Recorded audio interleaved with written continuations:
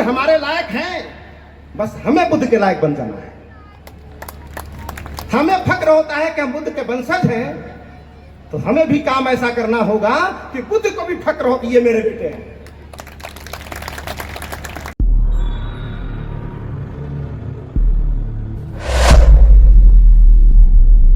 मैं उन समस्त महापुरुषों का नमन करता हूं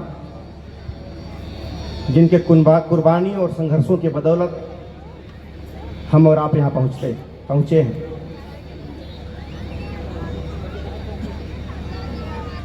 आज जब मैं कल रात को जब यहाँ जमीन पे मैं सोया हुआ था, ऐसे ही खुले धूल में ही शाम को कल,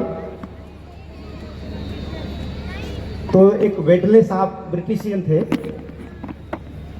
इन्होंने पाटलिपुत्रा की खोज की है, राजधानी की। वो खोज कर रहे थे कि पाटलिपुत्रा कहाँ है, क्लासिकल कैपिटल ऑफ अशोका कहाँ है। तो कोई चारा तो उनके पास था नहीं कि कहाँ है। तो हेमसांग सायान इत सिंह इनके यात्रा वृत्तांत और उसमें किए गए वर्णन के अलावा कोई दूसरा उपाय नहीं था। तो उसी के आधार पर जरीब से, जो लोहे की जरीब आती है, उससे उन्होंने पूरा नपवाया कुशीनगर से कितनी दूरी है, बोधगया से कितनी दूरी है। उसके हिसाब से नाप के जब हम फाइनल हो गया कि this is the capital of Ashoka, तो उन्होंने अपना पूरा वस्त्र उतार दिया, नंगा बदन उस जमीन पर नंगे लेट गए और बोले, आज मैं धन्य हो गया हूं, अशोका के कैपिटल पर मेरी त्वचा टच कर रही है, मेरा स्किन टच हो रहा है। कल शाम को जब मैं यहां सोया था ऐसे खुले जमीन पे, तो इतने सारे लोग जो मेहनत कर रहे हैं, ये पूरे 28 साल के हमारे सारे कार्यकर्ता और पदाधिकारियों की तपस्या और बीच के जो स्मरण थे याद आ रहे थे कि एक आदमी जब कुछ सोचता है तो उसका काम केवल सोचना होता है, पूरा वो नहीं करता है, पूरा प्रकृति उसे कर देती है। जैसा आप सोचते हैं वैसे ही लोगों से मुलाकात होना शुरू हो जाती है, वैसे ही लोगों से बात होना शुरू हो जाती है, वैसे ही लोगों से दोस्ती होना शुरू हो जाती है, और आप जो सोचे हैं एक दिन हो जाता, आपको पता भी नहीं चलता है। तो एक छोटे से गांव से हम लोग निकले थे, परम पूज्य सुभाष जी के नेतृत्व में। सोचा भी नहीं गया था कि हमने क्या सोचा है और क्या होने वाला है, लेकिन कहा जाता है कि जिस चाबी से ताला बंद होता है उसी चाबी से ताला खुलता भी है। बस फर्क क्या है? डायरेक्शन का। तो डायरेक्शन आज से 2000 साल पहले किसी ने ताला हमारा बंद कर दिया था, वो विचारों की चाबी थी। तो विचारों की चाबी से ही ताला बंद हुआ था और विचारों की चाबी से ही ताला फिर खुलेगा। विषमतावादी विचार से ताला बंद हो गया था और समतावादी विचार से ताला खुलेगा। आज इस जमीन पे हम लोग बैठे थे तो हमारे कुछ साथियों ने इसकी कल्पना की थी कोरोना कांड से पहले। शत्रुघ्न जी और दिल्ली प्रदेश के अध्यक्ष महोदय राजेश जी, हरिराम जी, रवि प्रकाश जी शायद आए थे, दिखाई दे रहे थे, भूपेश कुमार जी, राम रतन जी, राजेंद्र जी, डीपी मौर्य जी और धुराज जी, इन कुछ लोगों ने मिलकर इस सपना देखा और अपने सपने को लोगों में ट्रांसफर किया। तो कहते हैं ना कि सपना अगर कोई देखता है तो ट्रांसफर आप कहाँ करते हैं? उपजाऊ जमीन में या ऊसर जमीन में? तो बीज आपके महत्वपूर्ण है, लेकिन ऊसर में आपने ट्रांसफर किया तो उसके अंदर जमने की क्षमता है, पैदा होने की क्षमता है, लेकिन जमीन वो दोषी है कि जमने नहीं देगी उसे। लेकिन आज जब इन्होंने ट्रांसफर किया, अपने सम्राट अशोक क्लब के कार्यकर्ताओं में और अधिकारियों में, तो इतनी जमीन उपजाऊ निकली, इतनी जमीन उपजाऊ निकली कि कोरोना काल में जहां कंपनियां बंद हो रही थी, कंपनी में ताले लग रहे थे, बड़े बड़े धुरंधर कर्मचारियों को बाहर निकाल रहे थे पैसे के अभाव में, उस समय हमारे बहादुर कार्यकर्ताओं ने उस कोरोना काल में जहां दुनिया ठहर गई थी, उस काल में 1.5 करोड़ रुपए इकट्ठा किया इन लोगों ने। रोआ सिहर जाता है सुन के, उस काल में 1.5 करोड़ रुपए इकट्ठा किया। और कहीं जाने का टाइम भी नहीं था, ऑनलाइन जूम पे ऑनलाइन बात होती थी लोगों से, जूम पर भी डर के मारे जाब लगा के बात होती थी।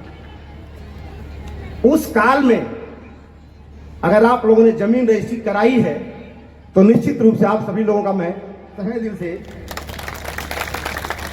अभिनंदन करता हूं। और आज जो आधारशिला रखी गई है, हम लोग कुछ कर नहीं रहे, बीज तो देवरिया से निकला था, लेकिन जैसे जैसे लोग मिलते चले गए सपना साकार होता चला जा रहा है। आज भी यहां क्या होने वाला है हमें पता नहीं, लेकिन लगातार करते रहना ये मुझे पता है, और लगातार करते रहेंगे तो जो सब लोगों ने सोचा है वो पक्का पूरा हो जाएगा। मेहनत का फल क्या होता है? तो आप ही के लिए होता है, जो मेहनत करेगा उसके लिए होता है। दुश्मन भी करेगा तो उसके लिए मीठा फल होगा, और आप करेंगे तो आपके लिए फल मीठा होगा। तो जिन्होंने मेहनत किया आज उनका फल मीठा निकला है। दिल्ली में सरकार चला रहा है और 90 साल से मेहनत कर रहा है। सचमुच अगर आपने मेहनत किया होता तो आज वो नहीं आप होते। तो कहीं ना कहीं तो कसर है।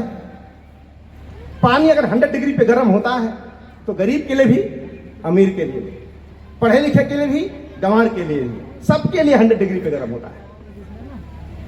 और हमारे हाथ में 100 डिग्री पे लाना हमारे हाथ में नहीं है, बस आग लगाए रहना हमारे हाथ में है। लकड़ी लगाए रहना हमारे हाथ में। 100 डिग्री पे पहुंचेगा ये हमारे हाथ में नहीं है।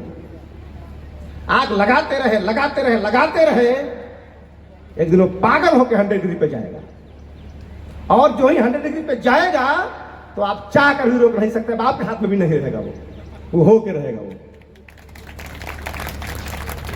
तो आज बड़ी खुशी हो रही है कि पूरे भारत के लोग यहां उपस्थित हैं, और संकल्प और विकल्प में ही अंतर होता है। संकल्प उसे ही कहते हैं जिसका कोई विकल्प ना हो। अगर विकल्प है कि ये नहीं ये भी कर लेंगे तो संकल्प नहीं है वो। संकल्प का मतलब ही है कि उसका कोई विकल्प नहीं है, एनी हाउ डू और डाई।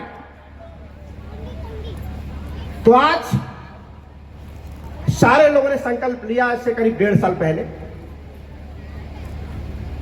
आज सभी लोग फिर यहां से संकल्प लेना आया कि आज ये जमीन है, लेकिन अगली बार हम यहां आएंगे तो जमीन नहीं रहेगी, मकान रहना चाहिए यहां पे।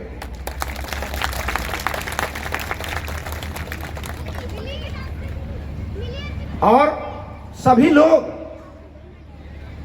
कोई आपको देखता नहीं है हम काम कर रहे कि नहीं कर रहे। यहां सेल्फ मोटिवेटेड होना है, स्वयं मोटिवेट होना है,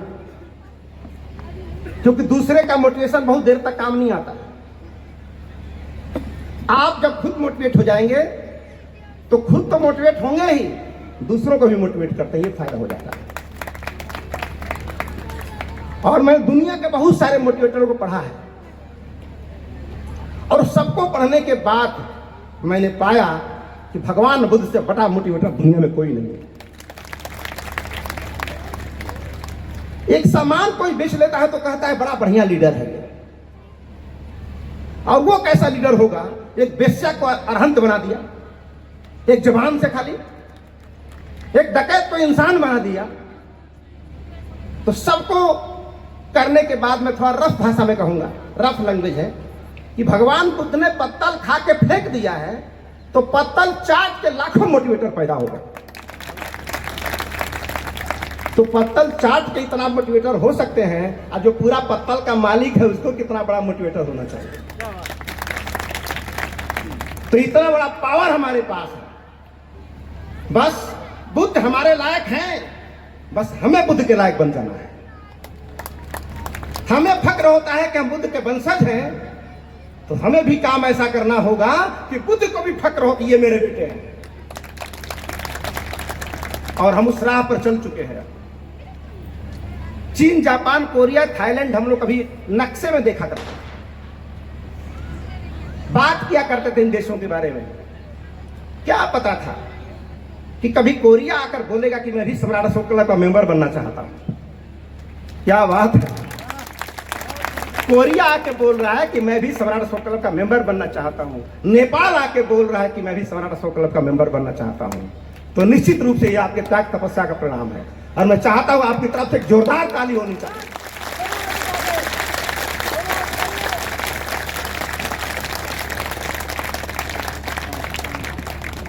तो आज हम लोग एक विषय है सफर शिलालेख से संविधान तक। दुनिया में, धरती में अगर पहला संविधान, लोक कल्याणकारी संविधान अगर लिखा गया धरती पर, तो सम्राट अशोक का संविधान था। दुनिया में पहली बार अगर कोई संविधान लिखा गया जो लोक कल्याणकारी हो, वो पत्थर पर लिखा गया लोहे की कलम से। और उसके बाद अगर वैसा ही संविधान लिखा गया तो कागज के पन्नों पर, जो आज भी संसद भवन में नाइट्रोजन गैस पे रखा हुआ है, जिसकी चर्चा हम कर रहे हैं। तो आज हम अशोक की चर्चा करने वाले हैं। उसके पहले एक बात हमेशा ध्यान रखें, जो मैंने बोला है ये बार बार बोलना नहीं होगा, कि यहां से संकल्प लेके जाना है कि अगली बार हम लौटेंगे तो यहां जमीन नहीं रहनी चाहिए। हम लोग सुबह गए थे गढ़ी पे, गढ़ी का शिलालेख यहाँ पे मौजूद है। तो वहां से हमारे अध्यक्ष महोदय के माध्यम से हम लोग वहां से मट्टी लेकर आए, मट्टी लेकर आए वहां से। वो मट्टी हमारे प्राचीन इतिहास का प्रतीक है, और उस प्राचीन इतिहास को आज हमने नए इतिहास के साथ जोड़ दिया है। कहते हैं कि दूध ज्यादा होता है और जोरन कितना होता है। जोरन आप लोग समझते हैं, कहीं के जामन बोलते हैं, कहीं के जोरन बोलते हैं। दही को, दूध को दही बनाने के डाला जाता है। तो इतना जान लीजिए कि आज हम लोगों ने उस गढ़ी के मिट्टी को जोरन बना के यहां डाला है, और जोरन दही में बदल जाए, इसके लिए दूध गर्म होकर ठंडा होना तो जरूरी है ही है, लेकिन दूध का स्थिर होना बहुत जरूरी है। अगर रात भर दूध हिलाते रहेंगे तो जोरन डालने के बाद दही नहीं बनेगा। तो इससे क्या मैसेज मिला हमें कि अब हम लोग ने डाल दिया है जोरन, अब हमें स्थिर रहना है, भटकना नहीं है, इधर उधर बहकावे में नहीं आना है। इसलिए क्योंकि हमारा इतिहास लोक कल्याणकारी है, हमारा इतिहास समृद्धशाली है। समझ गए तो समझदार बन जाओगे, और समझा दोगे तो शासक बन जाओगे। अब यही कला हमें सीखनी है, और आज जो जमीन ली गई है, आने वाले भविष्य में हमारा रिसर्च सेंटर बनने वाली है, रिसर्च करने वाली है। क्योंकि भगवान बुद्ध के बाद जितने लोग कर रहे हैं वो सब रिसर्च कर रहे हैं। तो सच किसने किया था? तो दुनिया में जितना खोज करना था, जिसको सर्च करना बोलते हैं, वो भगवान बुद्ध ने कर दिया है। उसके बाद जितने लोग करेंगे वो रिसर्च कहलाएगा। भगवान बुद्ध ने जितना जगाना था दुनिया को, वो जगा दिया था, और उनके बाद अब जो जगाएगा उसे पुनर्जागरण कहा जाएगा। तो आज भगवान बुद्ध ने एक ऐसी दवाई खोजी थी, आज में आईएएस पैदा कर सकते हैं, एक पीसीएस पैदा कर सकते हैं, एक डॉक्टर पैदा कर सकते हैं, इंजीनियर पैदा कर सकते हैं, लेकिन आज भी हम इतना विकास के बावजूद एक अच्छा इंसान पैदा नहीं कर पा रहे हैं। क्यों नहीं पैदा कर पा रहे हैं? अभी आईएएस का पेपर आउट हो जाए और केवल आपको पता चल जाए तो कोशिश करें कि फुल मार्क पाए परीक्षा में, क्योंकि पेपर आउट हो चुका है। तो एक छोटी सी परीक्षा का पेपर आउट होता है, कितनी खुशी है। लेकिन भगवान बुद्ध ने आज से 2500 साल पहले एक अच्छा इंसान होने का पेपर आउट कर दिया था कि जिनको ये 5 प्रश्न हल कर देगा वो एक अच्छा इंसान बन जाएगा। और इतना पेपर आउट होने के बावजूद भी हम ऐसे डॉक्टर बन पाए जो बनने के बाद डॉक्टर किडनी निकाल रहे हैं, एक अच्छा आईएएस बन पाए, बनने के बाद घोटाला कर रहे हैं, नेता बन पाए, उसके बाद जाके क्या कर रहे हैं सब देख रहे हैं। यानी डिग्रियां हासिल वहां से कर लिया, वो पद हमने पा लिया, लेकिन इंसान हम बन नहीं पाए, क्योंकि भगवान बुद्ध को आज भी हम फॉलो नहीं कर पा रहे। तो भगवान बुद्ध प्रवचन की सामग्री नहीं है कि बड़ा अच्छा डॉक्टर साहब बोल रहे थे, मेरे अच्छा बोलने से क्या फायदा आपका होने वाला है। मैं अच्छा तैरता हूं तो पार मैं उतरूंगा, आप तो डूब ही जाएंगे। तो भगवान बुद्ध ने कहा कि आप कितने ज्ञानी हो, कितना जानकार हो, यह 2 कौड़ी की बात है। रिजल्ट तो ज्ञानी होने से नहीं आएगा, रिजल्ट तो करने से आएगा। और आप सब लोगों ने ये 6 साथी खाली कह के छोड़ दिए होते, ये जमीन सामने होती, लेकिन जो हमने सुना उसको जाड़ा समझाना, गर्मी समझाना, बरसात समझाना, लागू कर दिया। ऐसे ऐसे लोग सहयोग किए हैं इस जमीन में कि सुन के रोआ सिहर जा रहा है। एक आदमी के पास 5,563 रुपया नहीं था देने के लिए, आज मुझे खबर मिली है उस 5,563 को पूरा कर अपनी मोटरसाइकिल बेच दिया उसे देने के लिए। आज खबर मिली है कि हमारे कार्यकर्ता किसी के घर गए थे, तो उनको पता चला कि 5,563 देना। वो घर में जाके पूरा जोड़ रहे थे, 5,563 हुआ ही नहीं, 5,563 हो ही नहीं रहा था। तो उनके पास एक गुल्लक रखा हुआ था, गुल्लक जिसमें 1 रुपया इकट्ठा किया गया था। उस व्यक्ति ने अपना गुल्लक तोड़ करके 5,500 पूरा किया है। और आज जमीन तो रजिस्ट्री हो गई, लेकिन आज वो इंसान दुनिया में नहीं है। आज उसे खुशी हो रही होगी, देख रहा होगा भीड़ को, अच्छा लग रहा होगा कि मैं नहीं हूं, लेकिन जिस काम के लिए मैंने किया था वो काम पूरा हो गया। तो काम अगर बड़ा है तो शहीद तो होना ही पड़ेगा, रूप चाहे जो भी हो। और सारे कार्यकर्ताओं, इसका नाम हमने क्या दिया है? प्रतिष्ठा का प्रतिष्ठान। ये हमारी प्रतिष्ठा का प्रतिष्ठान है।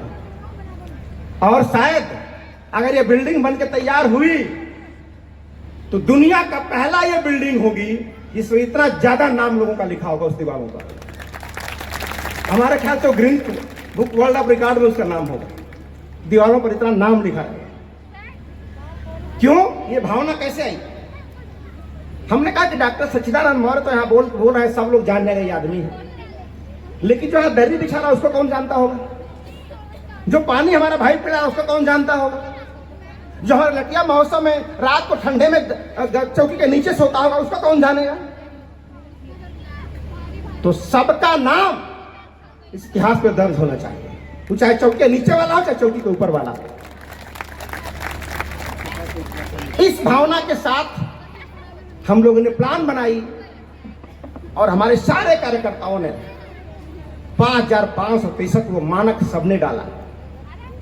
और ये प्रेरणा कहां से मिली? मैं रोज अपने स्पीच में बोलता था कि इतिहास का छात्र बनने के साथ साथ इतिहास का पात्र बनने की भी कोशिश करो। तो आज वो जितने नाम छप गए हैं उस लिस्ट में, वो सारे लोग इतिहास का पात्र बन चुके हैं। अब उन्हें पढ़ा जाएगा आने वाले समय में। तो कोई भी व्यक्ति इसको हल्के में नहीं लेगा। आज जो कुछ हो रहा है आज ये हल्का लग रहा है, लेकिन आने वाले समय बहुत कुछ होने वाला है। अब बहुत सारे लोगों का अफसोस हो रहा है कि हम नहीं दे पाए, तो अफसोस नहीं होना चाहिए। अभी तो छठियार हुआ, अभी तो बरही बाकी है ना। अभी छठियार हुआ है, बरही बाकी है, तो अपनी सारी तमन्नाएं पूरा कर लीजिए। और आप लोगों से निवेदन करता हूं कि वर्दी वाले आपके पास जाएंगे तो दिल खोल के सहयोग कीजिएगा। इतना यकीन दिलाता हूं कि सम्राट अशोक क्लब का निर्णय भले कभी कभी गलत हो सकता है, लेकिन इनकी नियत कभी गलत नहीं हो सकती, और इस नियत के बल पे ही खड़ा हुआ है। और नियत की देन है कि कहां कहां से लोग चले आए यहां पे आज। कितना अच्छा लग रहा है ये देख करके। तो आज ज्यादा नहीं बोलना है, बस समय खत्म करना है। तो आप सबके ज्यादा ना बोलते, बस इतना ही जानूंगा, समय बोलने का बहुत आएगा। बस इतना ही मैं निवेदन करूंगा आज कि साथी हाथ बढ़ाना, एक अकेला थक जाएगा, मिलके बोझ उठाना। मिलके हम लोग जीतेंगे, पक्का जीतेंगे। और एक बार हाथ उठा के सब लोग बोलिए, पक्का जीतेंगे, पक्का जीतेंगे, पक्का जीतेंगे। सत्यमेव, सत्यमेव, सत्यमेव। Thank you. साथियों, नेशनल जनमंच को सब्सक्राइब करें, साथ ही बेल आइकन की घंटी को बजाएं।